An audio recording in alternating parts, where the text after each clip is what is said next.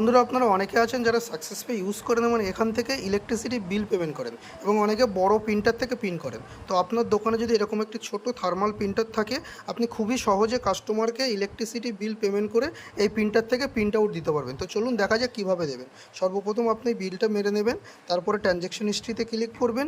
এই যে বিলটা আপনার এখানে শো করবে, এখানে ক্লিক করবেন। একদম নিচে দেখুন ভিউ রিসিপ্ট, এখানে আপনাকে ক্লিক করতে হবে। একদম উপরে দেখুন প্রিন্টারের যে লোগোটা আছে, প্রিন্টারের লোগোতে ক্লিক করতে হবে। এরপরে আপনাকে থার্মাল প্রিন্টার সিলেক্ট করতে হবে। এরপরে আপনাকে ব্লুটুথ প্রিন্টার সিলেক্ট করতে হবে। করে এই প্রিন্টারের মডেলটা আমার এখানে চলে এসছে। আপনাদের যদি না আসে, আপনারা এখানে ক্লিক করে ব্লুটুথে পেয়ার করে নেবেন। 4টে জিরো দিয়ে এই মেন্টেশন প্রিন্টার যদি আপনার কাছে থাকে, আপনার পেয়ার হয়ে যায়। তো আপনি এরপরে এই প্রিন্টারটাকে সিলেক্ট করবেন।